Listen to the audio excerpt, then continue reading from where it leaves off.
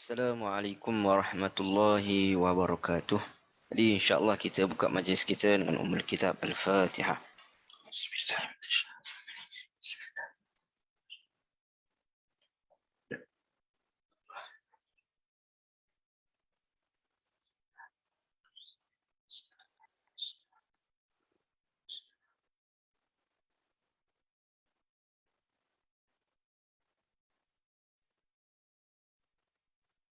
Alhamdulillahi rabbil alamin wassalatu wassalamu ala asyrafil anbiya'i wal mursalin wa ala alihi wa sahbihi ajma'in. Rabbi shrah li sadri wa yassir li amri wahlul 'uqdatam min lisani yafqahu qawli. Rabbi zidna 'ilma warzuqna fahma amma ba'd. Jadi tuan-tuan dan puan yang dirahmati Allah Subhanahu wa taala, alhamdulillah kita bersyukur pada Allah Subhanahu wa taala pada pagi ini dapat kita bersama untuk kita meneruskan insya-Allah tadabbur surah Ad-Dukhan, siri yang ketujuh. Jadi insya-Allah mungkin kita akan habiskan surah Ad-Dukhan ni pada minggu yang akan datang, ini sebelum raya insya-Allah. Ini 8 siri insya-Allah. Baik. Jadi sebelum daripada kita melihat pada hari ini, ini bermula daripada ayat 34. Jadi kita recap balik secara ringkas pertemuan yang lalu, iaitu dalam pertemuan yang lalu kita telah membincangkan daripada ayat 23 hingga ayat 33, iaitu berkenaan dengan selepas daripada disebutkan Nabi Musa AS berdoa kepada Allah Subhanahu Wa Taala untuk memberikan kepada baginda yakni kebebasan, yakni menjauhkan daripada orang-orang Qibti Mesir, Firaun. Maka Allah Subhanahu Wa Taala perintahkan Nabi Musa untuk pergi keluar daripada Mesir pada waktu malam. Fa asri bi ibadi lailan innakum muttaba'un. Dan disebutkan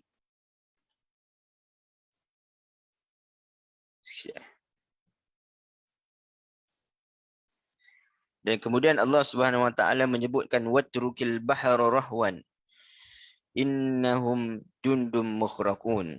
Ini Allah Subhanahu Wa Taala sebut kepada Nabi Musa, yakni setelah Nabi Musa melalui laut yang terbelah itu, maka tinggalkan supaya laut itu dapat menenggelamkan Firaun.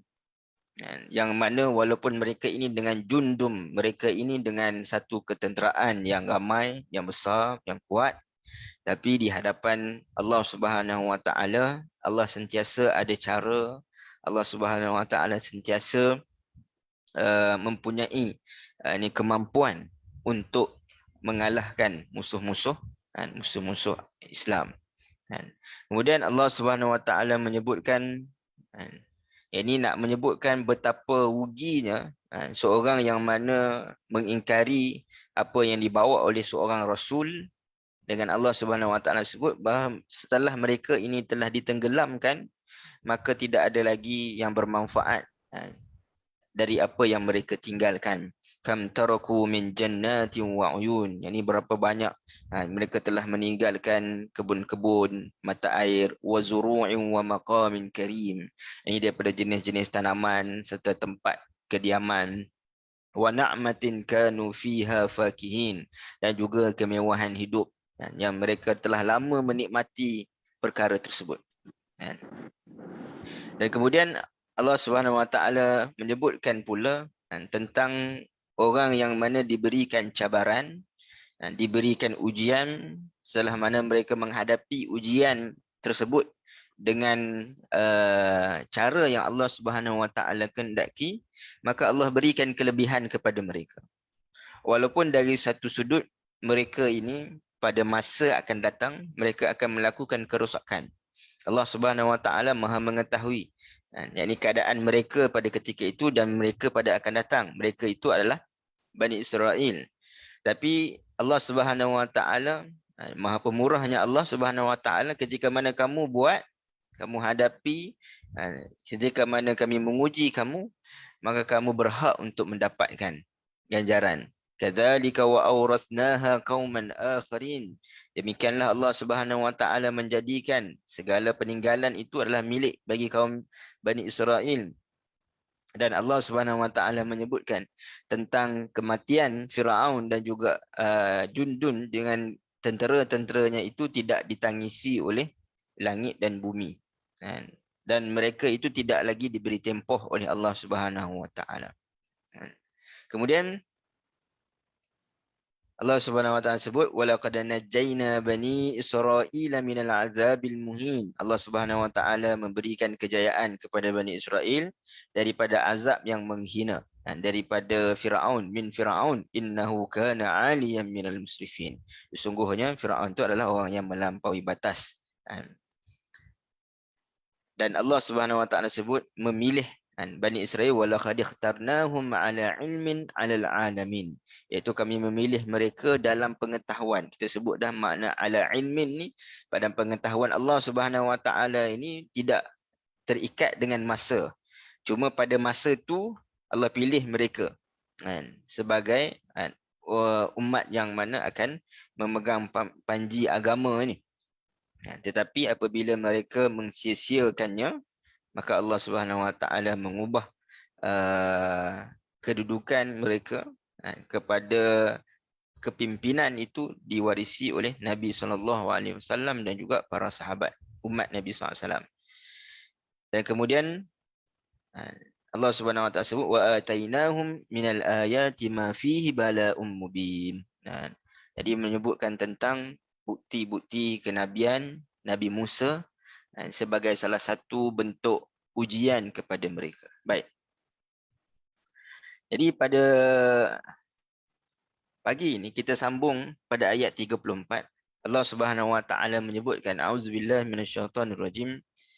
Innaha ula'i la yaqulun. Ya, ini berbalik kepada kisah kaum musyrik penduduk Mekah. Allah berfirman, sesungguhnya mereka ini akan berkata kepadamu, wahai Muhammad, dan kepada pengikut-pengikutmu. Baik. Jadi kalau kita tengok sebelum ini, sebelum daripada ayat cerita tentang Nabi Musa, tak silap bermula pada ayat 17.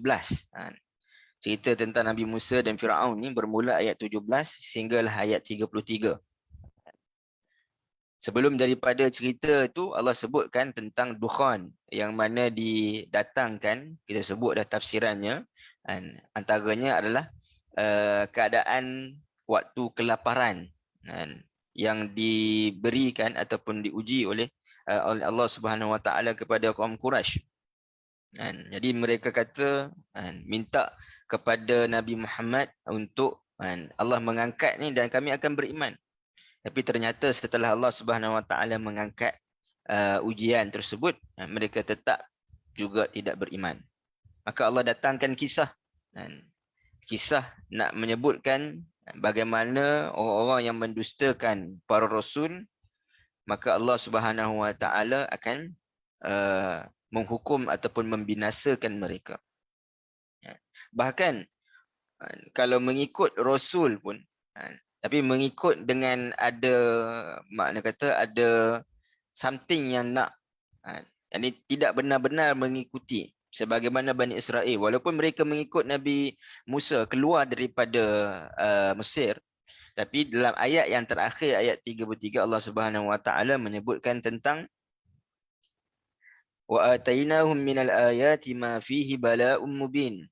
Yang ini tentang mukjizat-mukjizat yang Allah Subhanahu wa taala berikan, iaitu ketika mana di Mesir terbelahnya laut, selepas daripada peristiwa terbelahnya laut yang mana mereka duduk di padang pasir, diturunkan manna wassalwa dan makanan-makanan kepada mereka Bani Israel, dan akhirnya mereka masih lagi tidak sepenuhnya ataupun tidak benar-benar meyakini tentang keimanan kepada Allah Subhanahu wa taala dan juga kerasulan Musa. Jadi kalau mereka benar meyakini tentang kerasulan Nabi Musa alaihissalam, maka mereka tidak akan menyembah selain daripada Allah, yang tidak menyembah ijil, anak lembu kan, dan mereka juga akan ikut Nabi Musa sebab Nabi Musa dah sebut dah janji dah tentang Palestin ni nak akan mendapat kemenangan, akan masuk ke dalam Palestin.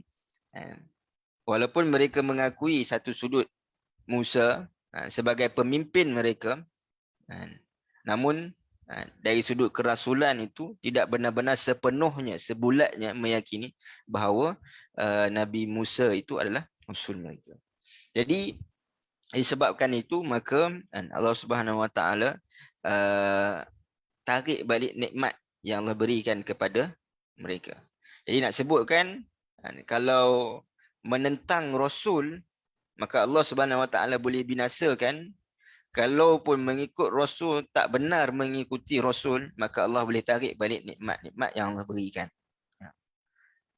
Ini dua pengajaran daripada kisah Nabi Musa dengan Firaun dan juga dengan Bani Israel. Maka kisah-kisah itu diceritakan untuk memberikan pengajaran kepada khitab ataupun sasaran utama dalam surah Dukhan, iaitulah kepada orang kafir musyrikin, kafir Quraisy. Dan sudah tentulah ibrahnya adalah umum kepada semua manusia dan juga kepada kita juga. Maka Allah Subhanahu Wa Taala kembalikan cerita pada ayat 34 kepada kaum Quraisy dan Allah sebutkan apa yang mereka akan sebutkan. Baik. Allah Subhanahu Wa Taala menyebutkan inna haula'i. Ini mengandungi makna penghinaan. Iaitu mereka ini adalah orang yang jauh. Haula'i dia adalah jamak kepada ulaika. Ya, ini satu kita panggil arah yang jauh. Isim isyarah yang jauh. Jadi menunjukkan kepada satu benda yang jauh. Ini kenapa jauh? Kerana daripada mereka ini jauh daripada kebenaran. Walaupun kebenaran itu telah datang dekat kepada mereka, ya ini Nabi bersama dengan mereka, Nabi Musa bersama dengan Firaun. Jadi Nabi Musa ni adalah seorang Nabi yang maknanya banyak ujiannya. Sebagaimana Nabi SAW juga banyak ujian. Tapi maknanya Nabi Musa, satu musuhnya adalah Firaun. Yang kedua, kaumnya sendiri, Bani Israel juga selalu ataupun sering menyakiti Nabi Musa. Begitulah Nabi SAW, musuh daripada luar dan juga ahli keluarganya, kaum Quraisy juga sering menyakiti Nabi SAW. Jadi mereka ni adalah orang yang jauh daripada kebenaran.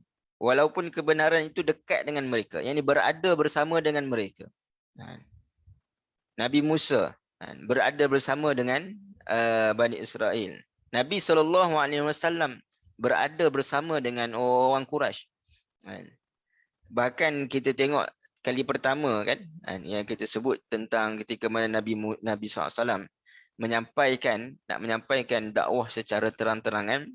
Bila Nabi berdiri di atas Bukit Safa, Nabi sebutkan apa? Kalau aku bagi tahu ada tentera berkuda yang datang nak menyerang kamu, adakah kamu akuntum musaddiquni? Adakah kamu mempercayai aku? Apa jawab mereka? Orang Quraisy ketika itu, ma jarabna alaika kadhiba. Kami ini tidak pernah lagi mendengar dan tahu bahawa engkau ini berdusta. Jadi persaksian itu telah menjadi satu hujah ke atas mereka, yang mana kenapa mereka mendustakan apa yang disebutkan oleh Nabi SAW. Kebenaran itu dah ada. Dari sudut sifat Nabi adalah seorang yang benar. Yang ini Nabi itu sendiri dah membuktikan bahawa apa yang dibawa, apa yang disampaikan itu adalah benar. Dan termasuk lagilah makna kata mukjizat yang diberikan kepada baginda. Peribadi Nabi SAW itu sendiri telah menunjukkan kepada jalan yang benar. Yang ini apatah lagi maknanya didatangkan pula dengan ayat-ayat Al-Quran dan juga mukjizat Nabi SAW yang lain untuk membuktikan kebenaran tersebut. Jadi kita tengok sebenarnya di dalam masyarakat ataupun di dalam arena dakwah ini, kalau orang itu dia menjadi orang yang soleh, orang yang baik, kan, maka orang akan suka kepada dia. Kan. Tapi kalau orang itu menjadi orang yang musleh, orang yang nak mengislahkan orang lain, kan, orang yang nak tegur kesalahan orang lain, orang yang nak buat nahi mungkar, bukan sekadar amar ma'ruf, kan, kita akan melihat bahawa orang itu akan sentiasa dicemooh. Kan. Nabi SAW ketika mana sebelum daripada jadi Nabi adalah Nabi, kita kata orang soleh, orang yang baik. Kan. Yang ini dipercayai al-amin, di apa nama, disimpan harta benda kepada Nabi SAW. Kan. Tapi bila mana Nabi SAW menjadi seorang Nabi, iaitu kepada daripada soleh kepada musleh untuk mengislahkan, maka pada waktu tu kan, Nabi SAW ditentang. Kan. Jadi ayat ini merujuk kepada orang kafir. Ini kembali cerita tentang orang kafir Quraisy. Kerana kisah Fir'aun mempunyai persamaan dengan mereka yang degil dan untuk menerima kebenaran. Maka pengakhiran kepada Fir'aun itu adalah kebinasaan, maka tidak mustahil pengakhiran kepada kafir Quraisy ini juga adalah kebinasaan. Jadi ayat ini juga nak menunjukkan tentang pengetahuan Allah Subhanahu Wa Taala, tentang pilihan mereka yang sentiasa akan mengingkari walaupun kebenaran yang mereka lihat ataupun dengar. Jadi kalau tengok ayat ini berbalik pada kisah kaum musyrikin Mekah, Allah berfirman sesungguhnya mereka ini akan berkata, innaha ula'i la yaqulun, mereka akan berkata kepada Nabi SAW. Maka Allah nak sebutkan tentang Allah dah tahu apa pilihan mereka. Jadi bukan bermakna kalau kita katakan macam sebelum ini, maknanya mereka ditimpa dengan kelaparan, dan yakni ibarat asap yang mengelabui mata mereka secara majasnya. Kemudian ketika mana mereka minta pada Nabi dan mereka kata mereka akan beriman, Allah Subhanahu Wa Taala mengangkat perkara tersebut bukan bermakna Allah terpedaya. Maknanya lepas tu mereka tak beriman pun. Tapi Allah nak sebutkan bahawa Allah tahu bahawa mereka tidak akan beriman. Jadi pengetahuan Allah Subhanahu Wa Taala meliputi benda yang mereka akan cakapkan. Dan menunjukkan bahawa Allah tahu apa pilihan mereka walaupun setelah Allah Subhanahu Wa Taala mengangkat bagi mereka azab tersebut. Iaitu pilihan mereka apa? Iaitu mereka akan sentiasa mengingkari walaupun kebenaran yang mereka lihat ataupun mereka dengar. Di pengingkaran itu disebabkan apa? Disebabkan mereka menafikan hari kebangkitan. Jadi kalau kita tengok pusat kepada kerosakan, pusat kepada kejahatan seseorang yang dilakukan di atas muka bumi ini, kerana the lack of iman kepada Allah Subhanahu Wa Taala dan juga kepada hari akhirat. Kepada Allah Subhanahu Wa Taala kerana apa? Kerana tak rasa Allah Subhanahu Wa Taala melihat apa yang dilakukan. Hari akhirat tak rasa dari sudut setiap daripada yang dilakukan itu akan diterima pembalasannya di hari akhirat. Maka sebab itu pada ayat seterusnya, ayat 35, Allah Subhanahu Wa Taala menyebutkan in hiya illa, kata-kata mereka apa? Apa yang disebutkan oleh musyrikin? Yang ini menunjukkan benar. Yang ini kerana sebab utama daripada mereka tidak menerima kebenaran walaupun dah ditunjukkan mukjizat, walaupun dah diberitakan kepada mereka dengan cerita umat terdahulu yang telah dihancurkan, maka mereka masih lagi tetap tidak beriman. Kerana apa? Kerana mengingkari hari kebangkitan. Sebab itu kita tengok dalam hadis, banyak Nabi SAW sebut man kana yu'minu billahi wal yawmil akhir, man kana yu'minu billahi wal yawmil akhir. Nabi tekankan di antara keimanan kepada Allah Subhanahu Wa Taala dan hari akhirat. Bukan bermakna yang lain tidak penting, tapi yang lain termasuk dalam keimanan kepada hari akhirat. Kalau orang tak beriman pada Allah, dia tak akan beriman dengan adanya Rasul. Dan kalau orang tak beriman dengan hari kiamat, dia tak akan beriman dengan adanya kitab, Rasul, malaikat dan sebagainya.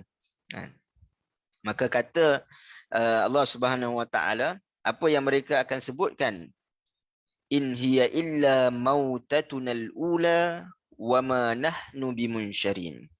Mati hanyalah mati kali pertama sahaja di dunia ini. Dan kita tidak akan sekali-kali akan dibangkitkan hidup kita setelah itu. Mana sekali saja mati. Mati. Tak ada kebangkitan dah. Baik. Jadi tafsiran ayat ini.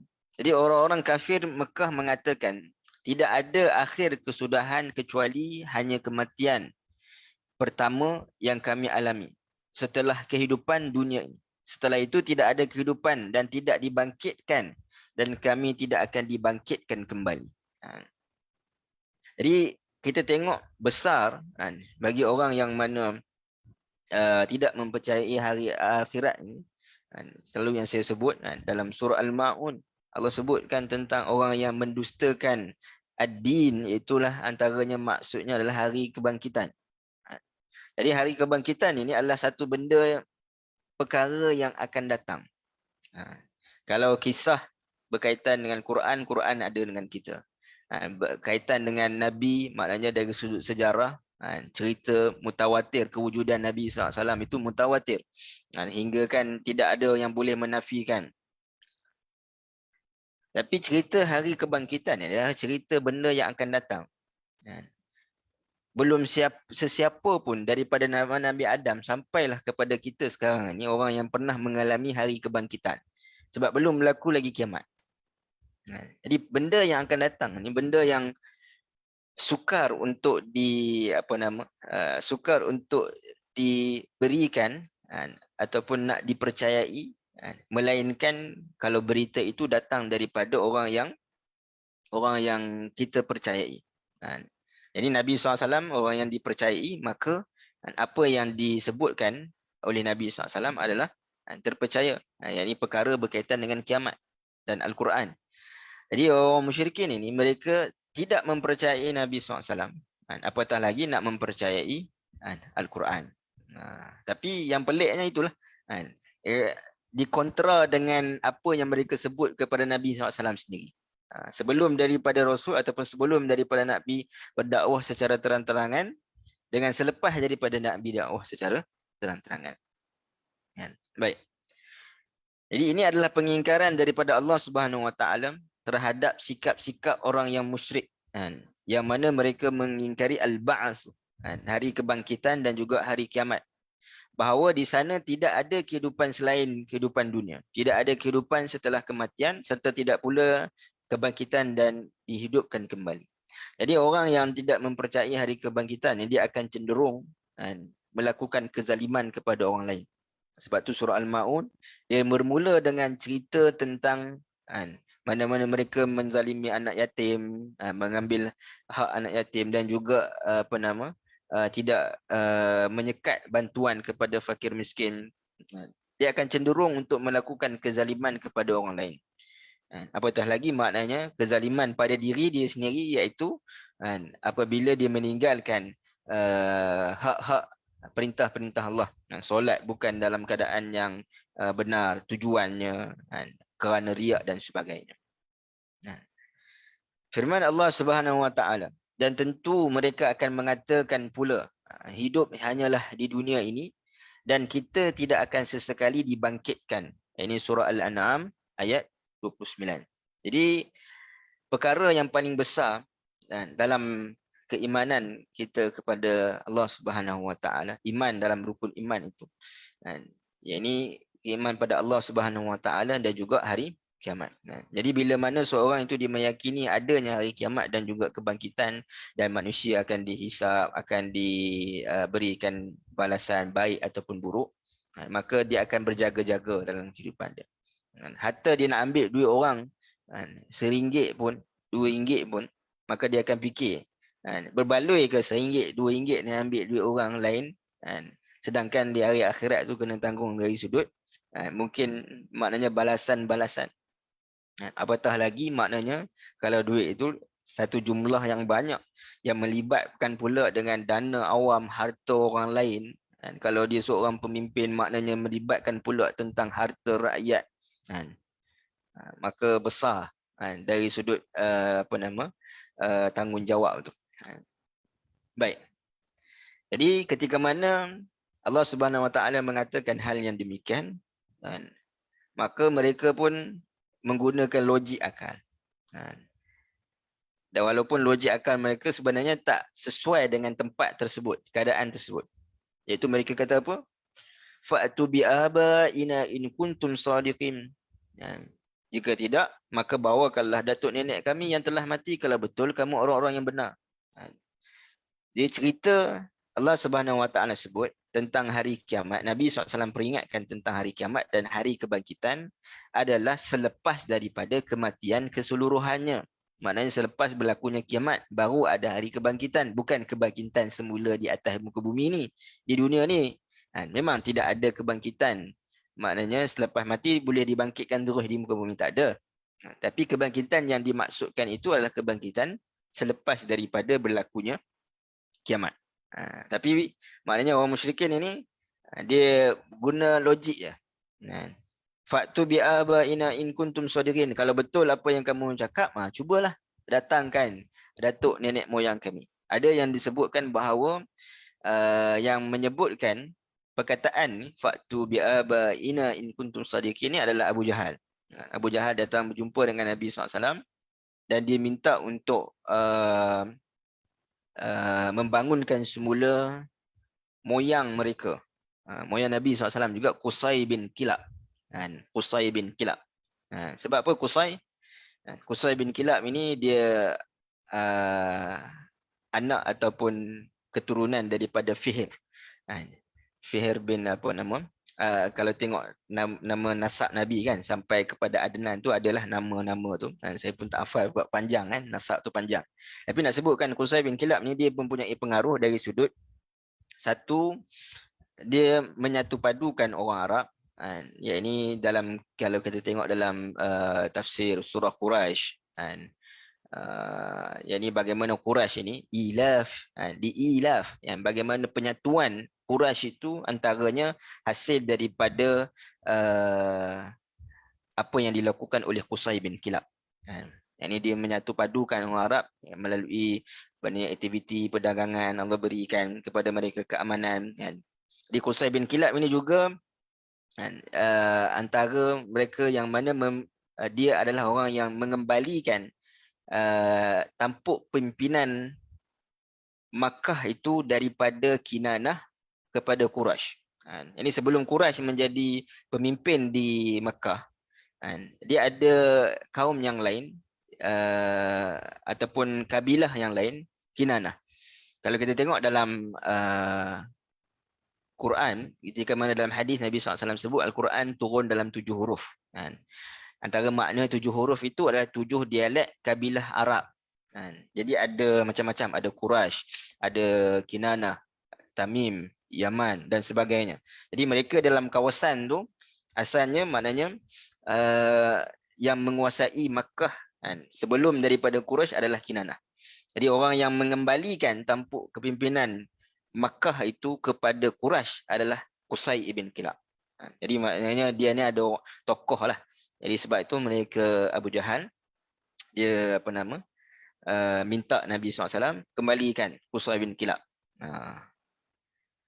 Dan dalam tafsiran ayat ini fa'tu bi'abaina in kuntum shadiqin, kemudian mereka membantah Nabi SAW dan kaum mukminin dengan menggunakan generasi mereka yang telah lalu, yang telah pergi dan tidak akan kembali lagi sebagai bentuk cabaran.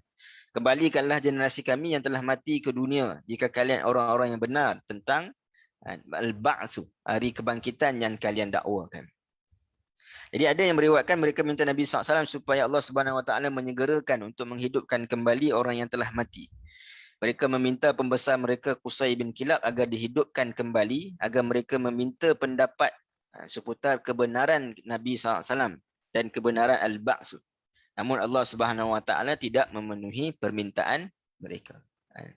Jadi Allah Subhanahu Wa Taala Maha mengetahui dalam pengetahuan ala ilmin. Kalau kisah Nabi Musa pun Allah Subhanahu Wa Taala dalam pengetahuan Allah tahu mereka ini akan berubah dari sudut maknanya kecenderungan mereka, keimanan mereka kepada Nabi Musa. Begitulah Allah tahu tentang orang Quraisy ini. Sama juga. Sebelum ini dah sebutkah diberikan tentang ujian dengan dukhan, yakni ujian kelaparan Hingga kan mereka makan kulit-kulit binatang dan sebagainya. Tapi tidak juga mereka beriman. Kalaupun Allah Subhanahu Wa Taala, boleh saja Allah Subhanahu Wa Taala nak bangkitkan semula. Qusay bin Kilab, sebagaimana berikan kepada Nabi Isa kan, yang boleh mampu untuk menghidupkan semula. Sebagaimana Allah buat kepada Nabi Ibrahim, yang mana burung dihidupkan semula. Allah Subhanahu Wa Taala boleh sangat. Tapi Allah tidak memenuhi permintaan mereka. Kenapa?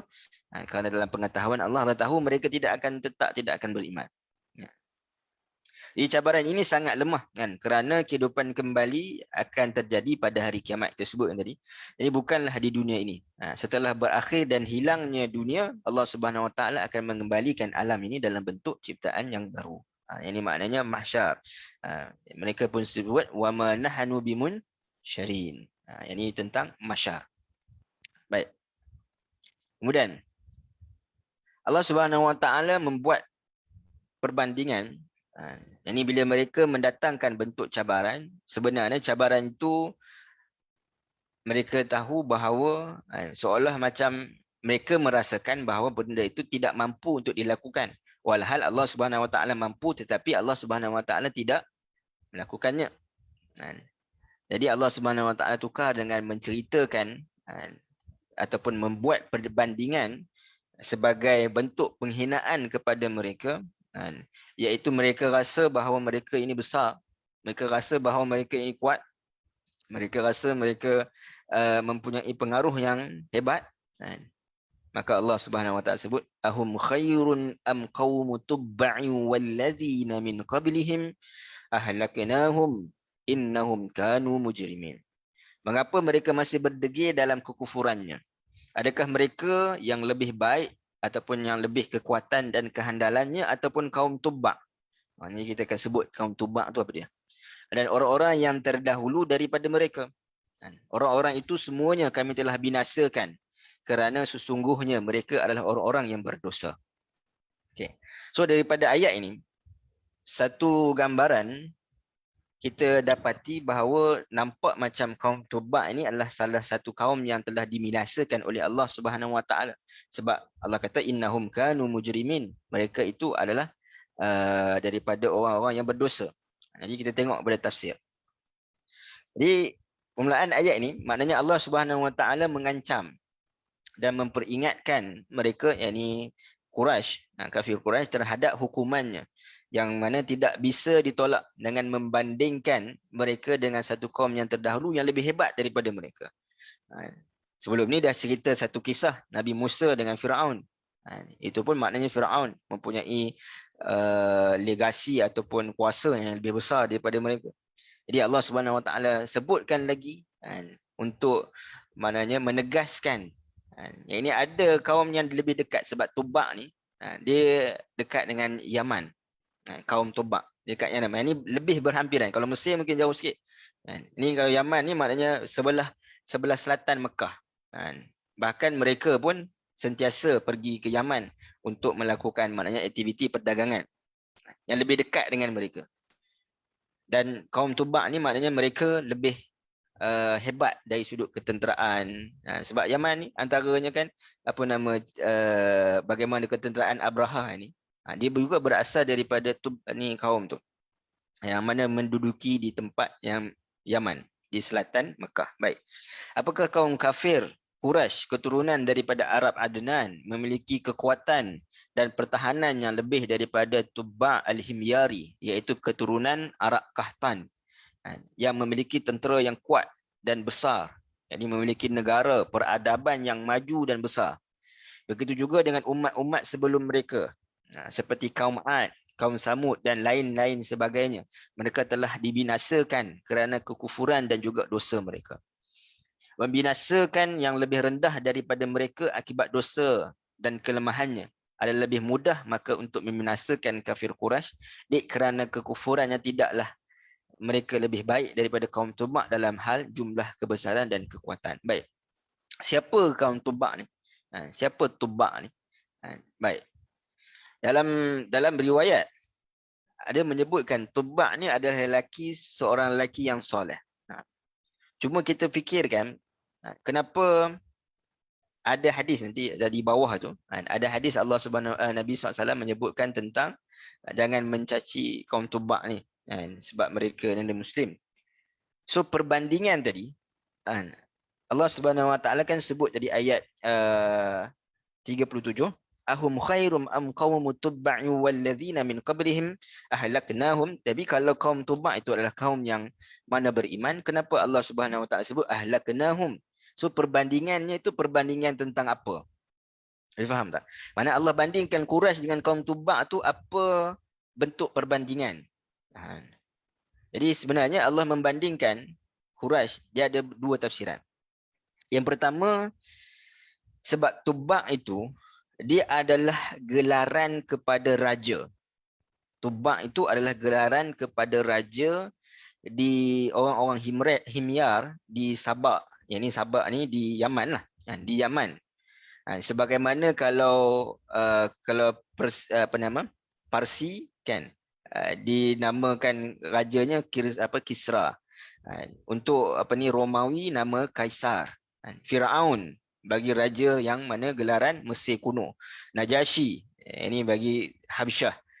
Kalau kita orang Islam ada khalifah. Jadi ibarat macam tu. Tubak ni dia bukanlah satu kaum yang spesifik, tapi dia adalah penduduk Yaman yang mana menggelarkan raja mereka itu dengan perkataan Tubak. Digelar Tubak ni kerana apa? Ada disebut dalam riwayat maknanya dunia ini mengikuti mereka.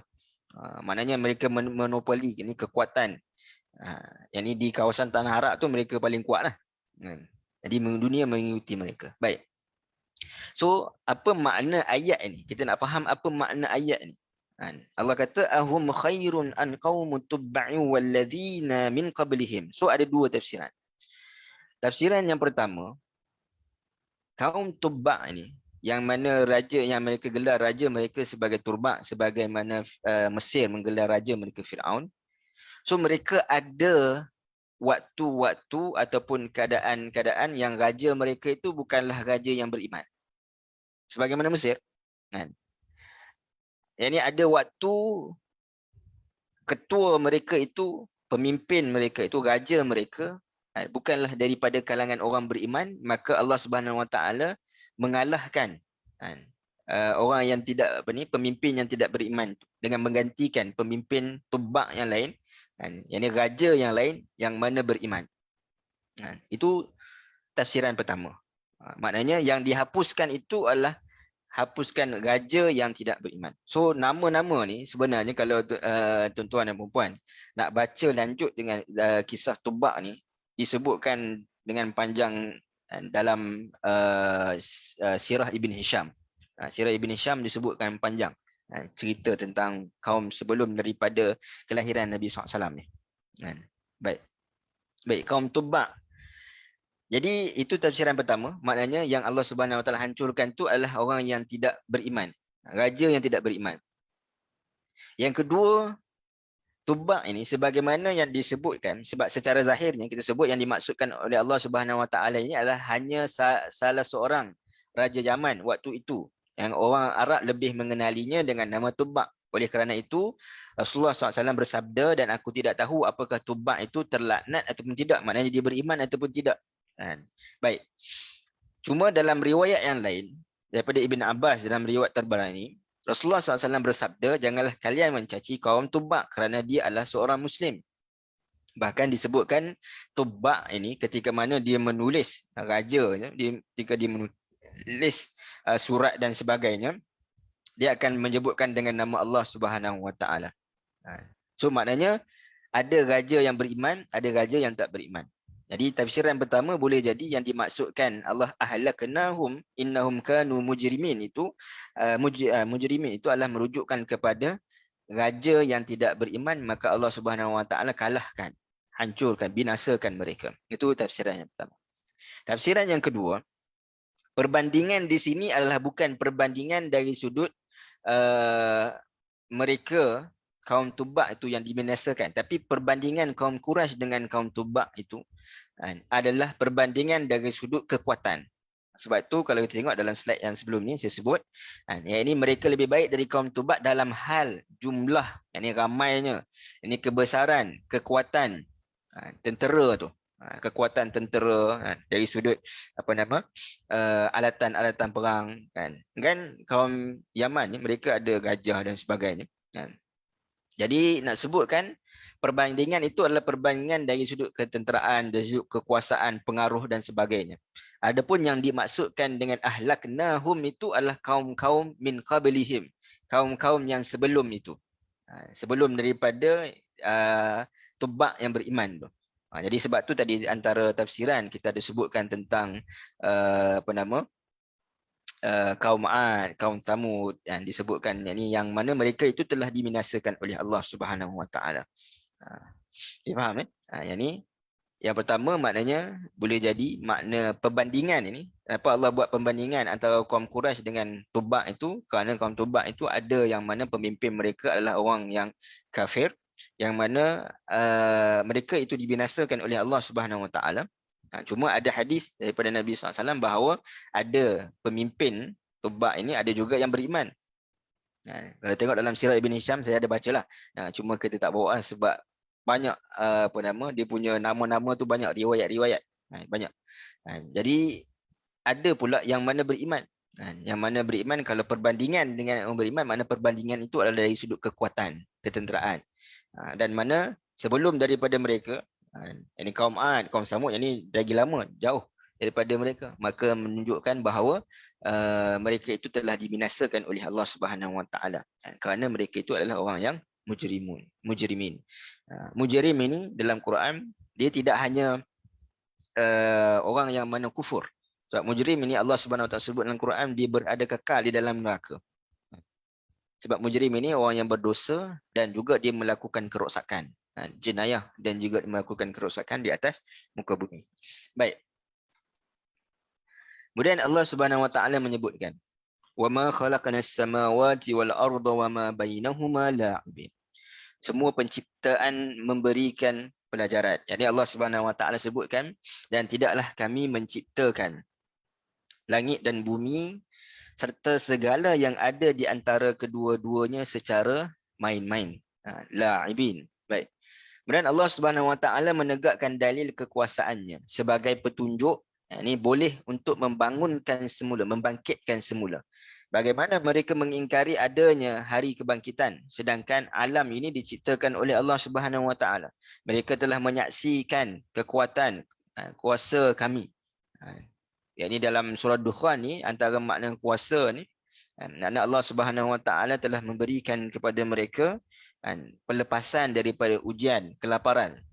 Kami menciptakan langit, bumi dan segalanya apa yang ada di antara keduanya berupa berbagai makhluk yang baik yang secara zahir nampak ataupun yang tak nampak. Kami tidak menciptakan sesuatu itu dengan sia-sia, batil tanpa tujuan. Kami menciptakan semua itu hasil yang tiada duanya. Maknanya tidak ada orang boleh duplicate apa yang Allah Subhanahu Wa Taala ciptakan. 100% dan untuk hikmah yang tiada bandingannya.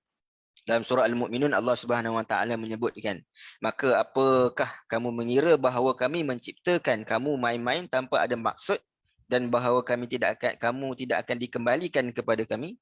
Maka Maha Tinggi Allah Subhanahu Wa Taala, Raja yang sebenar, tidak ada Tuhan yang berhak disembah melainkan Allah Subhanahu Wa Taala. Baik. Ma khalaqnahuma, Allah Subhanahu Wa Taala sambung, ma khalaqnahuma illa bil haqq walakinna aktsarahum la ya'lamun. Yakni pelajaran yang nak didapati daripada penciptaan langit dan bumi itu tidak boleh didapati melainkan kepada orang yang mengerti, orang yang ya'lamun. Tapi malangnya dalam ayat ini menyebutkan ramai orang yang tidak mengerti. Aksaruhum la ya'lamun. Tidaklah kami menciptakan keduanya melainkan kerana menzahirkan perkara-perkara yang benar, akan tetapi kebanyakan mereka tidak mengetahui hakikat tersebut. Di tafsiran ayatnya, jadi kami tidak menciptakan langit dan bumi dan segala apa yang ada di antara keduanya melainkan dengan penciptaan yang bertepatan dengan kebenaran dan memperlihatkan kebenaran.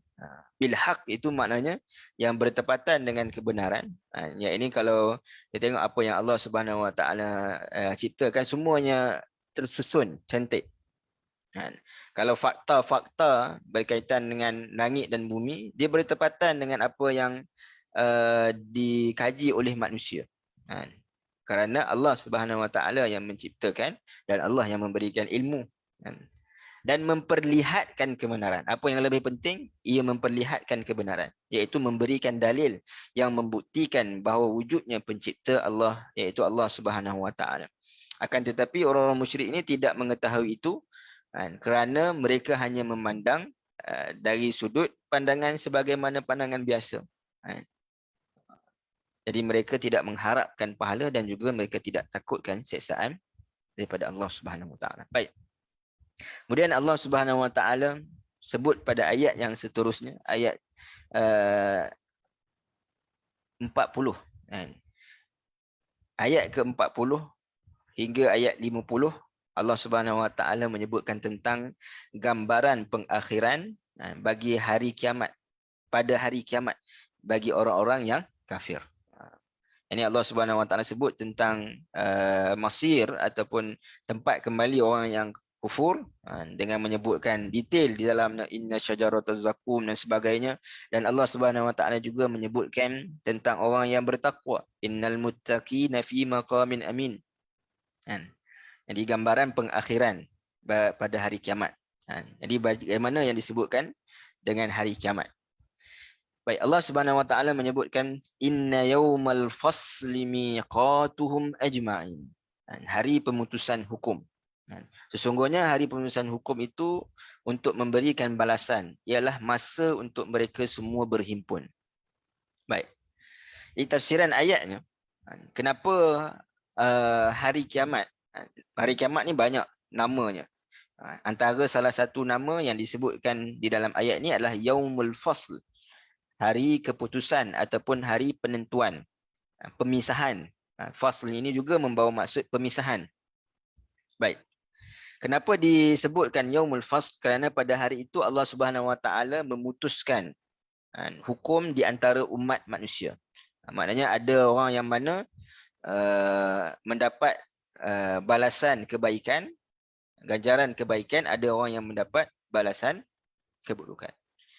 Pada hari itu juga Allah Subhanahu Wa Taala memisahkan. Maknanya yang saya highlight dengan maknanya bold itu, maknanya makna yaumul fasl itu. Jadi makna yaumul fasl juga maknanya selain daripada hari memutuskan hukum di antara umat manusia, ya Allah Subhanahu Wa Taala juga memisahkan antara orang yang benar dan orang yang bersalah. Serta juga memisahkan di antara kebenaran dan juga kebatilan. Ia juga membawa maksud Allah Subhanahu Wa Taala memisahkan antara ahli syurga dan neraka. Ini banyak kaul-kaul, riwayat-riwayat yang saya datangkan. Jadi bagi orang beriman, mereka dipisahkan daripada sesuatu yang mereka tidak sukai, iaitu dari sudut azab, dari sudut maknanya balasan-balasan keburukan. Tak ada orang suka diberikan keburukan, maka mereka pada waktu itu diberikan kesenangan. Dan juga makna mereka berpisah dengan apa yang mereka tidak sukai adalah ketika mana mereka berada di atas dunia. Kan di atas dunia ni kita maknanya ada benda yang kita suka. Kalau kita suka, kita nak buat lah. Ada benda yang mungkin kita tak suka tapi kita terpaksa buat. Yang kita tak suka tu sebab nafsu kita tak suka. Yang ni nak buat kebaikan, nafsu kita tak suka. Tapi maknanya kita kena buat juga kebaikan. Kena maknanya bersungguh-sungguh membuat kebaikan. Kerana apa? Kerana bila datangnya hari kiamat, Allah akan pisahkan apa yang kita rasa tak suka, tak senang itu daripada kita. Dan kita hanya akan mendapat ganjaran biiznillah. Sebaliknya orang-orang kafir, mereka pula dipisahkan daripada apa yang mereka ingini. Apa yang mereka ingini sudah tentulah kebaikan. Apa yang mereka ingini sudah tentulah bila mereka dah melihat balasan azab itu, maka mereka pun kata dalam surah As-Sajdah, inna kunna muqinin. Kami telah beriman, kami telah yakin. Tapi pada waktu itu apa yang mereka ingini, mereka ingin beriman pada waktu itu, mereka ingin jauh daripada azab pada waktu itu, maka tidak ada talian hayat, tidak dibiarkan oleh Allah Subhanahu Wa Taala. Kerana hari itu adalah hari yaumul fasl. Jadi pemisahan ini juga terjadi, maknanya makna yaumul fasl ni, kerana kedahsyatan kiamat. Yauma yafirrul mar'u min akhihi wa ummihi wa abihi wa sahibatihi wa bani. Ini maka terpisahlah antara suami dan isteri, antara seseorang dengan kekasihnya. Adakah setelah berlakunya kiamat, manusia bolehkah berkumpul semula? Kalau kita maknanya dengan keluarga kita. Adakah maknanya kita akan berkumpul semula kita dengan keluarga kita di hari akhirat? Bolehkah kita berkumpul semula? Kita akan jawabkan. Baik. Miqatuhum ajma'in, waktu dan tempat pengumpulan yang dijanjikan kepada mereka untuk mendapat azab yang kekal. Baik. Persoalan tadi boleh ke? Sudah tentulah boleh. Cuma orang yang baik pun maknanya mereka akan berkumpul ahli mereka di syurga. Orang yang buruk pun maknanya orang yang melakukan dosa, maksiat dan kekufuran pun mereka akan dikumpulkan ahli keluarga mereka. Cuma bezanya orang yang baik dikumpulkan dalam kenikmatan. Semua saling berkasih sayang. Tapi orang yang kufur, orang yang mana tidak beriman, maka mereka dikumpulkan dalam keadaan mereka mencela di antara satu sama lain. Dalam surah Al-Maidah tak silap saya, Allah Subhanahu Wa Taala sebut, bila datangnya satu generasi yang kemudian akan kata, inilah mereka inilah yang telah menyesatkan kami, menyebabkan kami tersesat. Seksa mereka 2 kali ganda.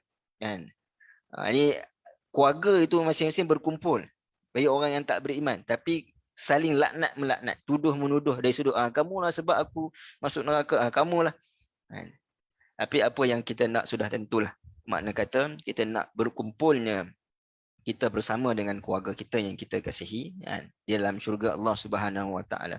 Allah Subhanahu Wa Taala sebut di dalam surah Ar-Ra'd, iaitu Allah Subhanahu Wa Taala sebut jannatu adnin yadkhulunaha wa man salaha min abaihim wa azwajihim wa zurriyyatihim wal malaikatu yadkhuluna alaihim min kulli bab. Iaitulah syurga yang kekal, yang mereka akan memasukinya bersama-sama orang yang mengerjakan amal soleh daripada ibu bapa mereka dan isteri-isteri mereka serta anak-anak mereka. Sedangkan malaikat pula akan masuk kepada mereka dari tiap-tiap pintu. Dan malaikat itu akan memberikan hormat kepada mereka dengan berkata, Salamun alaikum bima sabartum. Selamat sejahteralah kamu berpanjangan disebabkan kesabaran kamu. Sabar kamu di atas dunia. Yakni sabar di dalam melaksanakan perintah Allah. Sabar kamu dalam maknanya tidak melakukan perkara yang Allah Subhanahu Wa Taala larang. Sabar kamu dalam sudut ujian-ujian yang Allah Subhanahu Wa Taala datangkan kepada kamu. Maka fa ni'ma uqbad dar, maka amat baiklah balasan amal kamu di dunia dahulu. Baik. Persoalannya, dalam ayat ini secara jelas menyebutkan maknanya kita boleh berkumpul dengan amal soleh. Apa amal soleh yang dimaksudkan dalam ayat ini? Apa amal soleh yang dimaksudkan dalam ayat ini? Hingga kan makna kata di hari akhirat nanti Allah Subhanahu Wa Taala akan kumpulkan kita bersama dengan ahli keluarga kita, mak ayah kita, isteri kita, anak-anak kita. Dalam dunia ni tak ada benda yang kita lebih sayang melainkan keluarga. Kita bekerja sungguh pun untuk keluarga. Kita apa pun yang kita buat adalah untuk keluarga. Maka adalah lebih besar maknanya satu yang lebih membahagiakan kalau maknanya di hari akhirat itu kita dapat berkumpul bersama ahli keluarga. Tapi persoalannya apa yang dimaksudkan dalam ayat ini? Tentang amal soleh yang dilakukan.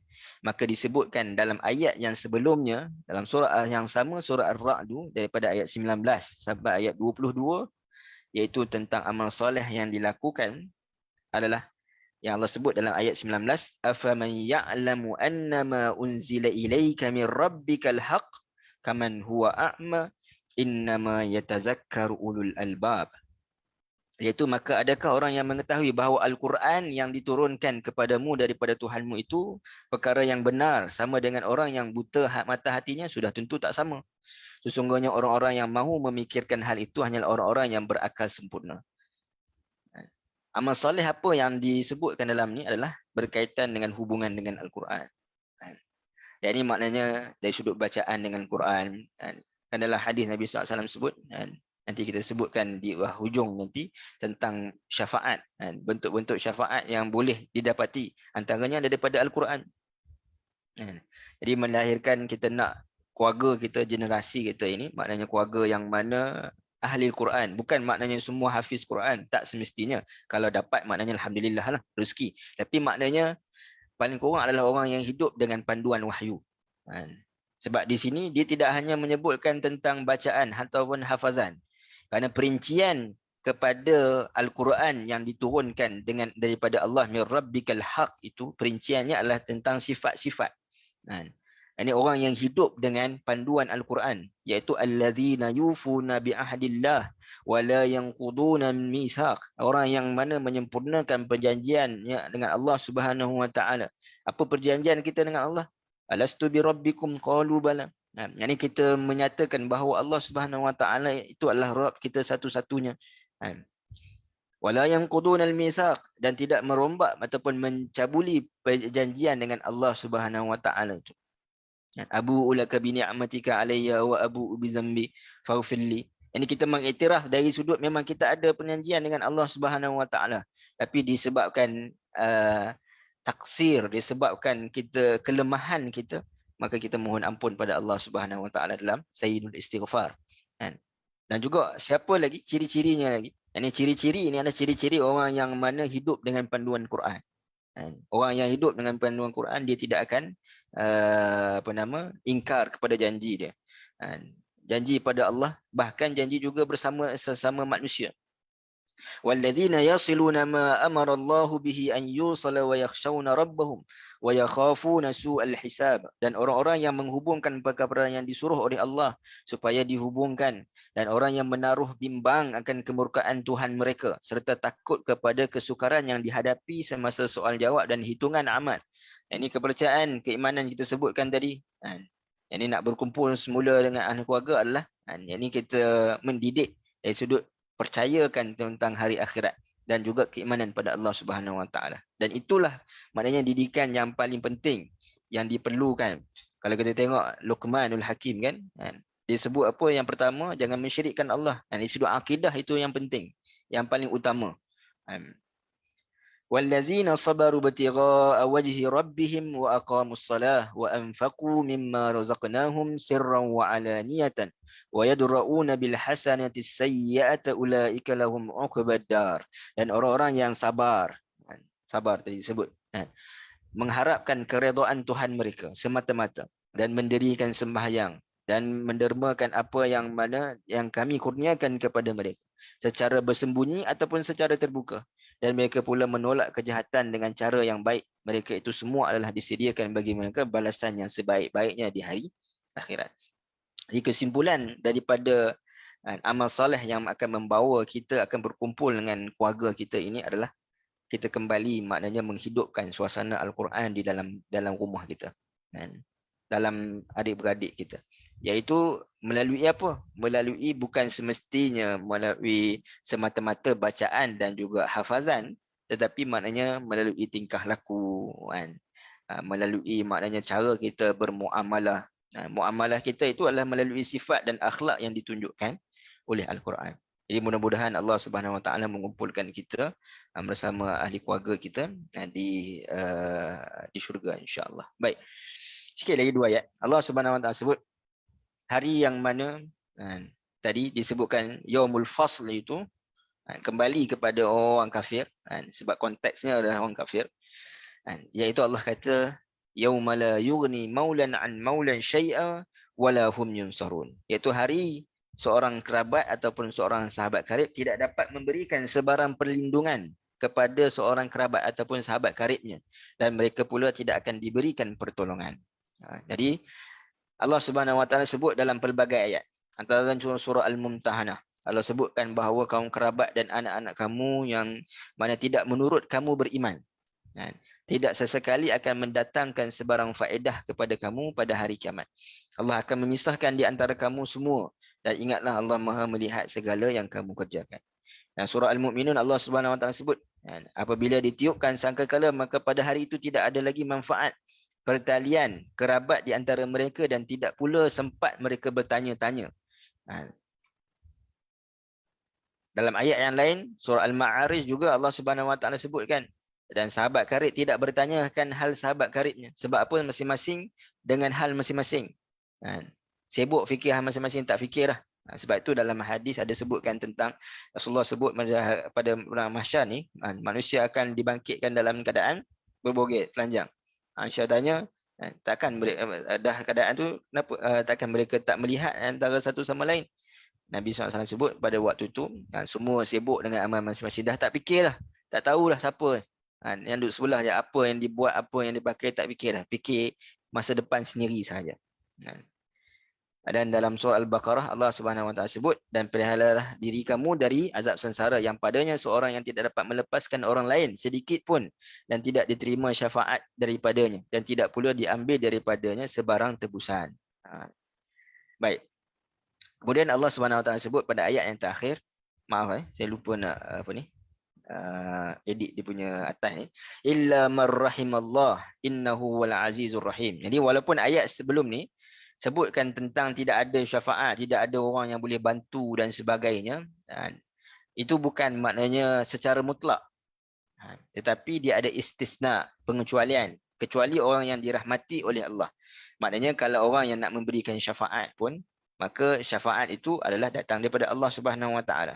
Sebab itu tafsiran pada ayat ini menyebutkan tentang ini kecuali orang yang dirahmati oleh Allah, iaitu adalah orang yang mendapat kemenangan dan keselamatan.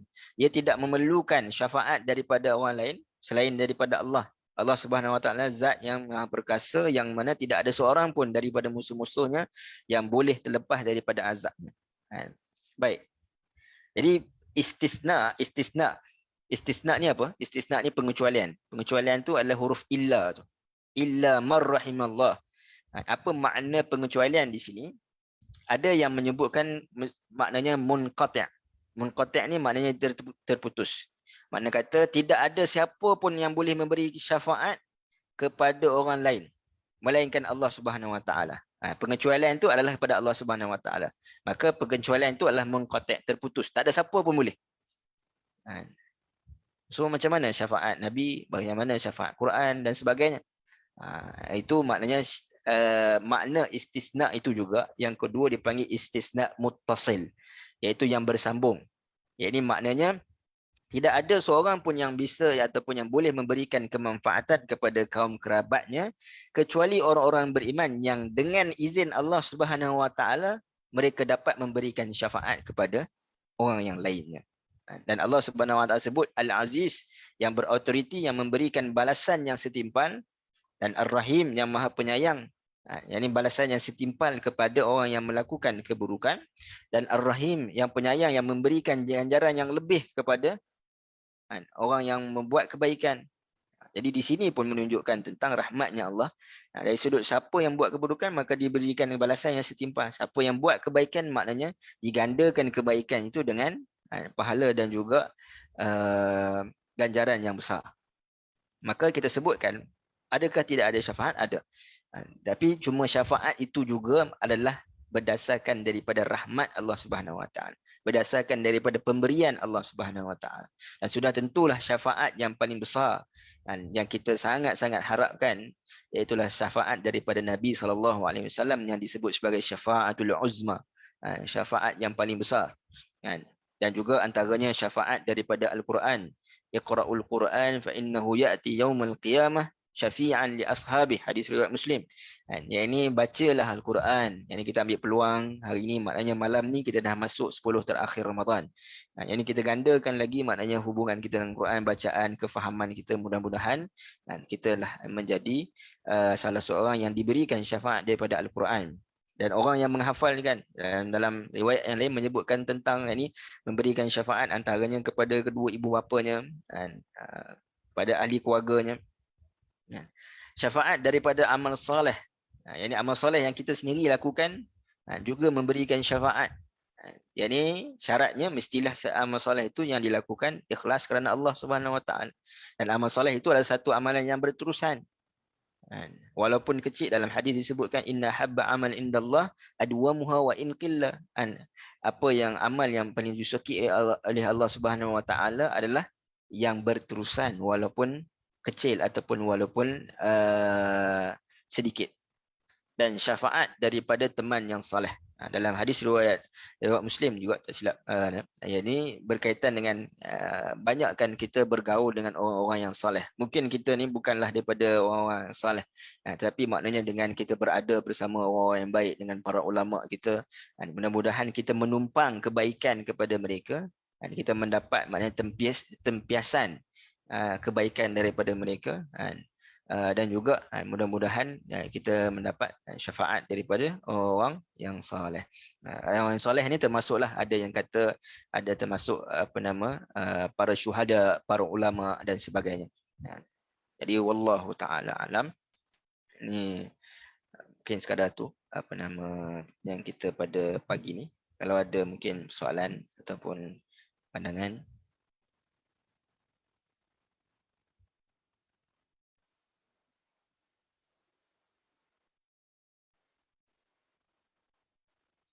Ada. Baik. Apa yang baik itu datang daripada Allah Subhanahu Wa Taala, yang lemah kurang itu pada diri saya sendiri. Saya mohon ampun kepada Allah dan minta maaf kepada tuan-tuan. Jadi selamatlah kepada tuan-tuan untuk kita meneruskan usaha kita, insya-Allah mula pada malam ini, 10 akhir Ramadan. Mudah-mudahan Allah membaligna Lailatul Qadar. Mudah-mudahan Allah Subhanahu Wa Taala sampaikan kita kepada malam Al-Qadar, insya-Allah. Qulu qawli hadza wa astaghfirullah li wa lakum. Assalamualaikum warahmatullahi wabarakatuh. Terima kasih Ustaz. Jazakallahu khair Ustaz, barakallahu fikum. Kalau khairan Ustaz.